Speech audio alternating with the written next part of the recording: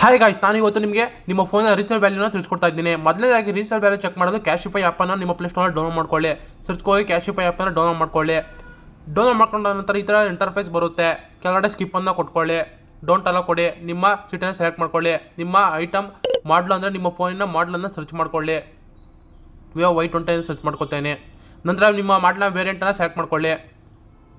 Get extra value ಅಂತ tap ಮಾಡಿ ಕೆಳಗಡೆ. ನಂತರ ನಿಮ್ಮ ಫೋನಿನಲ್ಲಿ ಏನೇನು ಪ್ರಾಬ್ಲಮ್ಸ್ ಇದೆ ಹಾಗೂ ಬಿಲ್ಲು ಬಾಕ್ಸ್ ಇದೆಯಾ ಅಂತ ಎಲ್ಲ ಆಪ್ಷನ್ ಕೇಳುತ್ತೆ. ಇದ್ರೆ ಐತೆ ಅಂತ ಸೆಲೆಕ್ಟ್ ಮಾಡ್ಕೊಳ್ಳಿ, ಇಲ್ಲ ಅಂತ ಸೆಲೆಕ್ಟ್ ಮಾಡಿಕೊಂಡು ಎಲ್ಲವನ್ನು ನೋಡಿಕೊಂಡು ನೀವು ಕಂಟಿನ್ಯೂನ ಕೊಟ್ಕೊಳ್ಳಿ.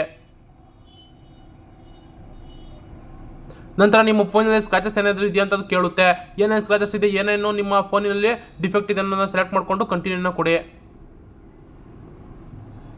ನಂತರ ಇನ್ನೂ ಆಪ್ಷನನ್ನು ಕೇಳುತ್ತೆ. ಡಿಸ್ಪ್ಲೇನ ಡ್ಯಾಮೇಜ್ ಆಗಿದೆಯಾ, ಕ್ರಾಕ್ಸ್ ಜಾಸ್ತಿ ಆಗಿದೆಯಾ, ಉಂಟು ಆಗಿದೆಯಾ ಅಂತ ಸೆಲೆಕ್ಟ್ ಮಾಡಿಕೊಂಡು ನೀವು ಕಂಟಿನ್ಯೂ ಕೊಡಿ.